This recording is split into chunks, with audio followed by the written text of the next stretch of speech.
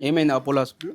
Apollo hospital में मेरा mother को मैं चेस्ट पेन के लिए लेके गया अपोलो डीआरडीओ में। हॉस्पिटल कौन सा ब्रांच है वो? अपोलो डीआरडीओ सलवंडे के पास है। तो चेस्ट पेन के लिए मैं लेके गया था। तो वो लोग क्या करें, तुम्हारा कुछ है कार्ड बोल के पूछे। मैं बोला वाइट राशन कार्ड है। आरोग्यश्री से वहीं पे छोटा काउंटर है, अप्रूवल ला के दिया। तो वो लोग क्या बोले 2D इको करते और ECG करते बोले। अब वो क्या करें, हमको तो बोले नहीं, बोले कि तुम्हारे मदर को ब्लॉकेज है, इनको एंजियोग्राम करना पड़ता, जल्द से जल्द करना पड़ता, 2-3 डॉक्टर बुला के हमको बात करे। तो हम बोले ठीक है, जरा हम लोग बात करके बोलते। तो वो लोग खुद बोले जो चेक करें, हमारे मदर का जो शुगर था 500 के ऊपर जा रहा था, 560 कुछ जा रहा बोले वो लोग। ये 560 शुगर है। 30 तारीख 30 कौन से टाइम को गए आप? 30 तारीख को 9 बजे गया। 9 बजे गए। 9 बजे गया। ఒకటే విషయం చెప్తున్నా, 30 తారీఖు 30 తారీఖు 9 గంటలకు పోయిన వ్యక్తిని 9 నుంచి 11:45 నిమిషాలలో చంపేసి డెడ్ బాడీని వాళ్ళకి ఇచ్చిండ్రు. జరిగిన విషయం ఇది. ఎట్లా జరిగిందనేది ఇప్పుడు నేను చెప్తాను. जब लेके गए ना, इमरजेंसी में रखे, शुगर बढ़ के है बोल के क्या बोले, ऑब्जर्वेशन के लिए कैच लैब 2nd फ्लोर पे शिफ्ट करते बोले। इंसुलिन दे दिए, कैच लैब को शिफ्ट करें ऑब्जर्वेशन के लिए बोले। फिर बाद में वहाँ पे श्रीकांत रेड्डी बोल के एक डॉक्टर है, हम लोग को आधा घंटा बाहर ठहरा दिए कैच लैब के। वहाँ जाने के बाद हम लोग पूछे क्या हुआ, फिर अंदर बुलाने के बाद ऑपरेशन थिएटर के सामने हमको बिठाए। हम लोग बैठे, हमारा पेशेंट किधर है बोले, तो ऑपरेशन थिएटर में बोले।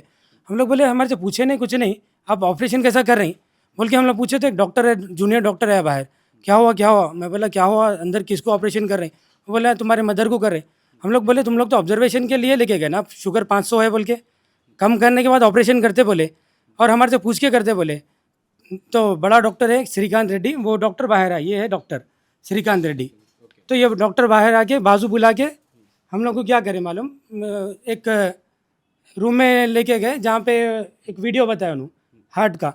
देखो तुम्हारी मदर को इतना इतना ब्लॉकेज था, अगर मैं तुम्हारे से पूछता तो उनको कुछ भी हो जाता था, इसलिए मैं क्या करा ऑपरेशन कर दिया, और ऑपरेशन सक्सेसफुल हुआ बोले। ఎప్పుడైతే మీరు హాస్పిటల్ ఉన్నప్పుడు హాస్పిటల్లో మీరు మదర్ని హాస్పిటల్ తీసుకెళ్ళి సర్జరీ చేయకముందు మీకు చెప్పలే? చెప్పలేదు సార్ వాళ్ళు, చెప్పలేదు వాళ్ళు. చెప్పలేదు సార్. ఆపరేషన్ అయిన తర్వాత వాళ్ళు ఏం చెప్పిండు, ఆపరేషన్ అయిపోయింది ఇప్పుడు 2 సక్సెస్ఫుల్. గంటలలో నువ్వు అంటే కనీసం ఒక 2 నిమిషాల టైం దొరకలే కిమ్స్ హాస్పిటల్ శ్రీకాంత్ రెడ్డికి నీకు పిలిచి, sorry Apollo hospital Srikanth Reddy DRDO branch నీకు పిలిచి మీ అమ్మకి మేము సర్జరీ చేస్తున్నాను చెప్పంతే శ్రీకాంత్ రెడ్డి టైం దొరకలే. ఆయన దగ్గర టైం లేదు సార్, ఆయన అట్లనే చెప్పిండు సార్. వరకు ఆయనకు 1 నిమిషం టైం దొరకకుండా మీ అమ్మని తీసుకుపోయిండు, హాస్పిటల్ పడేసిండు, అడ్మిట్ చేసిండ్రు, ఆపరేషన్ సారీ హాస్పిటల్ ఎట్లా సర్జరీ చేసిండ్రు. చేసిన తర్వాత डेड बॉडी మొత్తం వచ్చిన తర్వాత ఎందుకు हमारे ऑपरेशन लेने के लिए कंसर्ट फॉर्म కూడా कंसर्न। फिर ऑपरेशन होने के बाद क्या बोले, सब अच्छा हो गया, अभी क्या करो सक्सेसफुल है, मैं तुम्हारे मदर को ICU में शिफ्ट करता हूँ, तुम साइन कर दो बोले। तो हम लोग बोलने के बाद चलो सक्सेसफुल हो गया ना बोल के हम लोग क्या करें, ऑपरेशन होने के बाद हमारे से साइन लिए। साइन लेने के बाद में 10-15 मिनट में मदर एक्सपायर हो गए। एक्सपायर हो गए तो बोल रहे हैं अरे तुम्हारे मदर एक्सपायर हो गए। फिर मैं जाके पूछा एक्सपायर हो क्या हो, तो नहीं अभी हम लोग कोशिश कर रहे, ऑलरेडी जब मर गए। तो फिर डॉक्टर आने के बाद देख के उनकी टीम को कुछ बात कर लिए, करने के बाद फिर मेरे को बाजू बुला के बोल रहे 90% चांसेस नहीं है, मैं कोशिश कर रहा हूँ बोल के बोले। मेरा डॉक्टर साहब कोशिश क्या कर रहे हैं, उनका एक्सपायर हो गए, आप बगैर पूछे कि ऑपरेशन भी कर दिए, उन मर भी गए, आप काट रहा तो ऐसा करते क्या बोले, तो कुछ भी नहीं बोल के उन्होंने खामोश हम लोग को भिजा दिए। एक पेपर नहीं दिए, केस शीट नहीं दिए, कुछ भी नहीं दिए। बोले आरोग्यश्री है ना तुम्हारा कुछ भी नहीं देते, केस एक समरी दिए, डेथ समरी, उसके अंदर भी पूरा ट्रीटमेंट मेंशन नहीं करे, शुगर कितना था 500 शुगर के ऊपर में ऑपरेशन करे वो लोग। और 3 घंटे के अंदर मेरे मदर हॉस्पिटल में गए और डेथ बॉडी में ले लेके वापस आ गया। కేసు ఫైల్ చేసిరా దీనిపైన మీరు? नहीं सर, मैं జస్ట్ అయింది మొన్న 30 తారీఖు నాడు అయింది. వాళ్ళు రీసెంట్ గా నా దగ్గరకు వచ్చిండ్రు. వాళ్ళకి ఇంకా మనము మన తెలుగు సాంప్రదాయాలలో 15 రోజులలో బయటికి కూడా రాము, కానీ ఆయన ఉన్న పరిస్థితి వెంటనే ఎప్పుడైతే జరిగిన 10-15 రోజులకు 10 రోజులు 10 दिन के अंदर ही मेरे पास आया వచ్చేసి ఈ విషయం చెప్పిండ్రు. అయితే ఒకసారి వాళ్ళు చెప్పిన అపాలజీ రాస్తూ ట్విట్టర్లో వాళ్ళు చూపించండి, అది చూపించండి. అంటే వాళ్ళు ఏదైతే జరిగిందో పొరపాటు అయిందని చెప్పేసి సారీ చెప్పుకుంటారు. అసలు ఒక మనిషి చనిపోయిన తర్వాత సారీ చెప్పడం ఏంటిది నాకు అర్థం కాదు. నీ నెగ్లిజెన్స్ వల్ల మనిషి చనిపోయినరు, నువ్వు సారీలు 100 కాదు 1,00,000 సారీ చెప్తాం మేము. 1,00,000 సారీలు చెప్తే నువ్వు ప్రాణాలు తీసుకొచ్చిస్తావా? ఇంకొకటి ఆ అమ్మాయి ఏజ్ ఎంత, కిత ఏజ్ 73 ఇయర్స్ ఉన్న వ్యక్తిని సర్జరీలకు హాస్పిటల్ ఆపరేషన్ థియేటర్లకు ఎవరు తీసుకెళ్ళడానికి సాహసం చేయరు. 9 గంటలకు వచ్చిన పేషెంట్ని 11:30 లోపు నువ్వు శవాన్ని తీసుకొచ్చి వాళ్ళ ముందు అప్పచెప్పినావు అంటే నీ నెగ్లిజెన్స్ ఎంత ఉన్నది. ఇంకో విషయం అడుగుతా, ఇదే నీకు వైట్ కార్డ్ ఉంది కాబట్టి ఆమెకి ఇన్సూరెన్స్ అది గవర్నమెంట్ నుంచి ఫెసిలిటీ మనీ ఫెసిలిటీ ఉంది కాబట్టి నువ్వు ఆమెను తీసుకెళ్ళినావు, సర్జరీ చేసినావు. అదే గనక ఆరోగ్యశ్రీ డబ్బుల కోసం చేసినావు. అదే గనక మనలాంటి కామన్ పర్సన్ ఎప్పుడన్నా హాస్పిటల్ పోతే ఈ నా కొడుకులు ఎప్పుడన్నా రూపాయి కట్టకుండా సర్జరీ చేసినారా బ్లడీ ఫెలోస్ మీరు? ఎస్, సమాధానం చెప్పండి. కట్టకుండా ఎక్కడన్నా ఏదన్నా హాస్పిటల్ ఎవరన్నా చూసిండ్రా? మనం పోతే గనక డబ్బులు కట్టించంది వాడు సర్జరీ కాదు, కనీసం పేషెంట్ ముట్టుకోరు. ఆమెకు ఆరోగ్యశ్రీ ఉందని చెప్పేసి ఏకంగా సర్జరీ చేసినాడు, ఆరోగ్యశ్రీ నుంచి బిల్లు పెట్టుకున్నాడు, బిల్లు కలెక్ట్ అయింది, డెడ్ బాడీని తీసి అప్పచెప్పినారు. ప్రభుత్వాలు కూడా ఏం చేస్తున్నాయంటే ఇటువంటి వాళ్ళు చనిపోయిన తర్వాత అసలు వీళ్ళకు పేమెంటే చేయొద్దు. ఎంత నెగ్లిజెన్స్. ఇంకోటి కూడా చెప్తున్నా, ఐసీయూలకు పోవద్దు అనే రైట్ ఎవరికి లేదు. మీ పేషెంట్లు మీరు పెట్టుకున్నారు కాబట్టి ఐసీయూలో కాదు, అమ్మ వాళ్ళ ఇంటికన్నా పోండి, పేషెంట్ ఎక్కడైతుందో అక్కడ మీరు వెళ్ళి చూసుకోండి. మనకు ఒకవేళ ఈసీజీ మూవ్ అవుతుందా లేదా, పేషెంట్ బాడీ ఫింగర్స్ కానీ లేకపోతే చేతులు కానీ కదులుతున్నాయా లేదా, పోనీ ఫింగర్స్ చేతులు స్టిఫ్ అయినాయా లేదా, ఇవి కనుక చూసుకోగలిగితే పేషెంట్ బ్రతుకున్నాడా లేదా మనకు తెలుస్తుంది. ఐసీయూలోకి తీసుకెళ్లేసి తాగుడు సినిమా చూసినట్టు ఒక డ్రామా నడిపిస్తూ ఉన్నారు వీళ్ళంతా కూడా. ఐసీయూలో ఉంటే ఎవడు పోద్దంటే ఎవడరా చెప్పింది? వీడియో బూట్లు వేసుకొని పోతున్నారు, కనీసం మనం చెప్పులు లేకుండా కూడా పోయే పరిస్థితి లేదు. ఒక ఐసీయూలకు కనీసము 4-5 డాక్టర్ కన్సల్టెంట్ చేసినారని చెప్పేసి నేను బిల్స్ చూస్తాను కదా. ఒక్క రోజులో 4-5 డాక్టర్స్ కన్సల్టెంట్ చేసి, ఒక డాక్టర్ కన్సల్టెన్సీ 2,000, 3,000, 4,000 అట్లా డాక్టర్స్ కన్సల్టెన్సీ రోజుకు 15,000, 20,000 వేసిన బిల్స్ కూడా నేను చూసిన. ఐసీయూలో ఏం జరుగుతున్నది మనకేం తెలియదు, కానీ వానికి అన్నీ తెలుసు. తీరా మనం చూసేదల్లా లాస్ట్కు ఇదర్ మన డెడ్ బాడీస్ లేదంటే కనుక ఆ బిల్స్ ఎట్లా చచ్చిపోయిన శవాల మీద బిల్స్ కట్టాలి, లేకపోతే బాడీ కూడా ఇచ్చే పరిస్థితి లేదు. కార్పొరేట్ హాస్పిటల్ జరుగుతుంది ఇది. ఇక్కడ క్వశ్చన్ సార్, ఇప్పుడు బిల్లులు వసూలు చేస్తూ ఉన్నారు, వాళ్ళు మనకు చెప్పకుండా ట్రీట్మెంట్ చేసి కావచ్చు, లేదా పేషెంట్ డెత్ అయితే కావచ్చు, ఆ సందర్భంలో బిల్స్ అడుగుతూ ఉంటారు. మాకు డబ్బులు కడితేనే మీ బాడీని పంపిస్తాం. ఆ సమయంలో వీళ్ళు ఏం చేయాలి, విక్టిమ్ వాళ్ళు ఏం చేయాల్సి ఉంటుంది? మీరు ఈ ఒకవేళ బాడీ కనుక ఇవ్వనంటే పోలీసులకు ఫోన్ చేయండి, ఆ ఎస్ఐసిఐకి ఖచ్చితంగా మీరు ఇన్ఫామ్ చేయండి.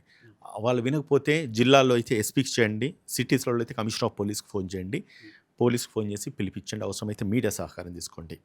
చనిపోయిన శవాల నుంచి డెడ్ బాడీస్ నుంచి బిల్స్ కలెక్ట్ జబర్దస్త్గా చేయడము రాజ్యాంగ విరుద్ధం అని చెప్తున్నాను. చనిపోయిన శవానికి బ్రతుకున్న వ్యక్తుల కంటే కూడా అత్యధిక గౌరవాన్ని ఇవ్వాల్సిన సాంప్రదాయంలో అటువంటి రాజ్యాంగంలో మనం బ్రతుకుతున్నాం, అటువంటి కల్చర్లో మనం బ్రతుకుతున్నాం.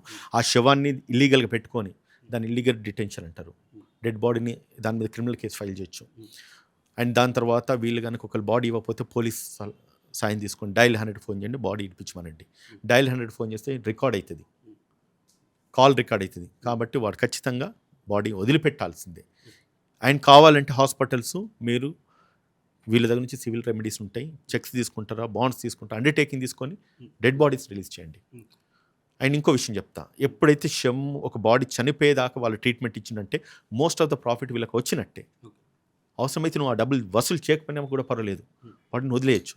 ఇంత నిర్దాక్షిణంగా ఈరోజు కార్పొరేట్ హాస్పిటల్ మాఫియా నడుస్తూ ఉందంటే దీనికి అంతం కాదు. ఇదివరకు ఎవరో మాట్లాడుతూ ఇక్కడ చాలా మందికి డబ్బులు ఉంటాయి, డబ్బులుండి వాళ్ళు వెళ్తారు, ఇవన్నీ పట్టించుకోరు. అసలు ఎందుకు చిన్న ఇష్యూస్ 20,000, 30,000 అటు కింద పట్టించుకోకుండా వెళ్తారు. కానీ పేదవాళ్ళు పోయినప్పుడు ఇక్కడ ఇబ్బంది జరుగుతుంది, ఎందుకంటే వాళ్ళ డబ్బులు ఉన్నాయి కాబట్టి కట్టలేకపోతారు. అంటే ఎలా అవేర్నెస్ చేయగలుగుతాము మనము, ప్రతి దాన్ని ఇట్లా క్వశ్చన్ చేయాలని ఎలా అని చెప్తారు మీరు? ఫస్ట్ ఇన్స్టెన్స్లో నిజంగా మీరు ఇంత మన తొలి వెలుగు రఘు గారు ఎన్నో ప్రోగ్రామ్స్ చేస్తుంటే నేను చూసినాను. వయసులో అక్కడ చిన్నవాడు కావచ్చు, ఆయన హృదయపూర్వకంగా ధన్యవాదాలు తెలియజేస్తున్నాను, అభినందిస్తూ ఉన్నాను. ఈ కాజ్కు ఏ ఛానల్స్ ముందుకు రాలేదు బ్రదర్, ఏ ఛానల్స్ ముందుకు రాలేదు. కానీ ఆయన చేస్తున్న ఫైర్ ఇంటర్వ్యూస్ ఈ మధ్యలో చూసుకుని నైట్నే మెసేజ్ పెట్టిన, బ్రదర్ మీరు రఘు గారి ఒక ఇనిషియేటివ్ తీసుకోండి అని చెప్పి. ఆయన నా మాటను గౌరవించేసి వచ్చినందుకు ఆయనకు హృదయపూర్వకంగా ధన్యవాదాలు తెలియజేసుకుని నమస్కారం తెలియజేస్తున్నాను. వయసులో చిన్నవాడు అయినా కూడా చేతులు ఇచ్చి నమస్కారం తెలియజేస్తున్నాను రఘు గారు. మీకు మీలాంటి ఛానల్స్ కనుక వస్తే, మీలాంటి వాళ్ళు వచ్చేసి కనుక ఇటువంటి ఇష్యూను ప్రజల్లోకి తీసుకువెళ్తే ఒక్కొక్కని దుకాణాలు బంద్ అవుతాయి, ఇటువంటి అరాచకాలన్నీ పూర్తిగా నిర్మూలించబడతాయి. ప్రజల్లో నుంచి రెవల్యూషన్ వస్తే ప్రభుత్వాలు కదులుతాయి, పోలీస్ యంత్రాంగాలు కదులుతాయి. ఒక్కడికి ఇద్దరికి నలుగురికి అయిందనేది కాదు, ఇక్కడ ఒక సమూహం కదిలిందనుకో ఎవడైనా తలొగ్గాల్సిందే. మన సంకల్పం బలంగా ఉండేసి ఎట్లా తయారైందంటే నాకు పెయిన్ వచ్చేంత వరకు నేను రియాక్ట్ కాను, అట్లా తయారైనటువంటి పరిస్థితి. ఒక్కటి చూడండి, ఈరోజు ఇక్కడికి వచ్చిన వాళ్ళు సగం మంది పెయిన్తో వచ్చిన వాళ్ళు, మిగతా సగం మంది సోషల్ కాస్ట్తో వచ్చిన వాళ్ళు. వాళ్ళందరూ సాయం చేయాలనే ఉద్దేశంతో వచ్చినారు. ఈరోజు డిస్ట్రిక్ట్ ఆఫీసర్స్, మెడికల్ ఆఫీసర్స్ మనతో ఉన్నారు, ఇన్సూరెన్స్ కంపెనీ రీజనల్ మేనేజర్స్ మనతో ఉన్నారు. వాళ్ళ ఇంటర్వ్యూ కూడా మీరు తీసుకోండి. వాళ్ళు ఎటువంటి లాభం ఆశించి రాలేదు. నేను చేస్తున్న పోరాటాన్ని, కృషికి వాళ్ళు అభినందిస్తూ వాళ్ళ వంతు సాయం చేయడానికి వచ్చినారు. నేను ఒక్కరిని ముందుకు వచ్చిన ఒకరోజు నా భార్యకి ఇబ్బంది కలిగింది కిమ్స్ హాస్పిటల్ అని చెప్పేసి, నాతో ఈరోజు 50 మంది ఉన్నారు. రేపు మీలాంటి వాళ్ళు ముందుకు వస్తే, మీలాంటి మీడియా ఛానల్స్ ముందుకు వస్తే, నేను చెప్తున్నాను కదా, కొన్ని 100,000 మంది వస్తారు. ఒక్క ర్యాలీ మనం తీయగలిగితే హైదరాబాద్ సిటీని మనం ఒక్క చౌరస్తాను బ్లాక్ చేయగలిగితే కార్పొరేట్ హాస్పిటల్స్ మొత్తం కూడా ఒక అటెన్షన్కి వస్తారు. అన్యాయంగా నిర్దాక్షిణంగా ఎవరి దగ్గర డబ్బులు వసూలు చేయరు. నేను మెడికల్ అనేది it's basic and primary need అది, రైట్? అటువంటి దాన్ని వాళ్ళు అడ్వాంటేజ్ తీసుకొని క్యాష్ చేసుకొని వాళ్ళ జీవితాలు అద్దాల మేడలలో బ్రతుకుతున్నారు. బెంజు పోరిష కార్లలో తిరుగుతూ ఉన్నారు. వెంట వీడి మాంసం, రక్తం, చెమట అంతా కూడా వాళ్ళ లగ్జరీస్కి, వాళ్ళ కంఫర్ట్స్కి వాడబడుతున్నాయి. ఇక్కడ సార్ ఒక పాయింట్ మనం గమనించాల్సింది, మేము మామూలుగా ఇది ఎందుకు జరుగుతుందని ఆలోచిస్తే ఇది ఒక మాఫియా. ఈ కార్పొరేట్ హాస్పిటల్కి సంబంధించి ఒక పెద్ద మాఫియా ఉంటుంది. ఆ మాఫియా గవర్నమెంట్తో లింకప్ అవుతుంది. మీరు ఏమన్నా చేసుకొని మాకు ఇంత ఫండింగ్ ఇవ్వండి, సో ఆ పార్టీకో లేకపోతే ఆ ప్రభుత్వానికో ఇంత కమిషన్ ఇవ్వండి, మాకు సరిపోతుంది, మీరు ఎంత వసూలు ఇవన్నీ చేసుకొని మేము పట్టించుకోము, సిఐ కానీ ఇవన్నీ కానీ ఎన్ని కేసులు అయితే అవి మేము చూసుకుంటాము. ఈ ధోరణిలో హాస్పిటల్ ఉన్నటువంటి పరిస్థితి, ఎందుకంటే వాళ్ళ ప్రభుత్వం నుంచి అండా ఉండడం వల్ల మీరు దీన్ని ఎలా ఫైట్ చేయబోతారు? ఇది న్యాయమైన పోరాటం, ఒక రైట్ కాజ్ కొట్లాడుతున్నాం. మనం పోరాటం చేసేది మన ప్రాణాల గురించి, మన ఆరోగ్యం గురించి, మన ఆస్తులు సంపాదించుకొని లేకపోతే మన అంతస్తులు సంపాదించుకోవడానికి కాదు. మనం కేవలం అడుగుతున్నది బేసిక్ నీడ్స్ అడుగుతున్నాం. మన దృక్పథం, మన ఆలోచన, మన సంకల్పం నిజమైనది. It's a pure expectations what we are expecting from the government. దీంట్లో నుంచి ప్రతి ఒక్కరికి, నీకు రేపు వ్యాధి రాదా బాబు చెప్పు, ఏం రాదా? నీకు రాదా? రేపు మన ఇంట్లో వాళ్ళకి, మన భార్య పిల్లలకి రాదా? నువ్వు కట్టగలుగుతావు. ఒక మాట అడుగుతున్నాను, 10 లక్షలు నీకు బిల్ అయితే నువ్వు కట్టగలుగుతావు చెప్పు? రగన్ని ఇస్తాడా? ఎవరు కట్టాలి? దేవుడు అనుకుంటూ, దేహి అనుకుంటూ మనం అవసరమైతే గవర్నమెంట్ హాస్పిటల్ చూడాలి, లేదంటే సప్పు చేసుకుని కట్టాలి. అదే కనుక నేను మినిమం కన్సిడర్ చేయండి, నువ్వు 100 రూపాయలు లాభం ఒక ట్రీట్మెంట్. ఈరోజు కార్పొరేట్ హాస్పిటల్స్ ఎట్లయినాయి అంటే 100కు 1000 రూపాయలు లాభం తీసుకుంటున్నారు. 100కు 1000 తీసుకోకండి, 100కు ఇంకొక 100 ఎక్కువ తీసుకోండి. ఏ బిజినెస్లో అంత ప్రాఫిట్ లేదు. అది కనుక తగ్గించుకొని చేయగలిగితే కనుక పేదోడికి వైద్యం అందుతుంది. ప్రభుత్వాలు, మీరు అంటున్నారు కదా, ప్రభుత్వాలు క్లచెస్, ఏది కార్పొరేట్ హాస్పిటల్ క్లచెస్లలో ఈరోజు ప్రభుత్వాలు ఉన్నాయి. ప్రజలు తలుచుకుంటే ప్రభుత్వాలను దించగలుగుతారు, మార్చగలుగుతారు. ఈ సత్తా ఈ దమ్ము ప్రజల్లో లేదా? ఉంది కదా. ఇప్పుడు నేను కోరుకునేది ఒకటే, ప్రజల్లో నుంచి మార్పు రావాలి, ప్రజల్లో నుంచి చైతన్యం రావాలి, ప్రజలందరూ ముందుకు రావాలి. అది కనుక జరిగితే, నేను చెప్తున్నా, ఒక 100 మంది సమూహం అయ్యేసి ఒక చౌరస్తాను బ్లాక్ చేయండి. కార్పొరేట్ హాస్పిటల్లో జరుగుతున్న ఈ నేరాలను, ఈ యొక్క మాఫియాను పూర్తిగా నిర్మూలించడానికి అని చెప్పేసి మీ వాయిస్ రైజ్ చేయండి. ఈరోజు నాకైందో పరిస్థితి, మొన్న ఇతనికి అయింది, అంతకుముందు ఆయనకైంది, అంతకుముందు ఈయనకైంది, రేపు నీకు ఖచ్చితంగా అవుతుంది. ప్రతి ఒక్క హాస్పిటల్ పోల్సిందే. నువ్వు కట్టగలుగుతావు నేను అడుగుతున్నా. నువ్వు కట్టగలుగుతానంటే ఈ వీడియో కూడా టెలికాస్ట్ చేయకు, నువ్వు హ్యాపీగా నువ్వు ఇంటికి వెళ్ళిపోయి పడుకో బాబు. బట్ అటువంటి సిచ్యువేషన్స్లో ఉన్నాం కాబట్టి ప్రజలందరూ ఏకమయ్యేసి బయటికి రండి. మీడియా ఛానల్స్ అన్నీ కూడా సపోర్ట్ చేయండి. ప్రభుత్వాలు కదులుతాయి. ఇది వాస్తవం, ఇది నిజం. ఇది జరగకపోతే కనుక మీరు దేనికంటే దానికి నేను సిద్ధంగా ఉంటాను. నేను ఇది పరిస్థితి. ఇక్కడ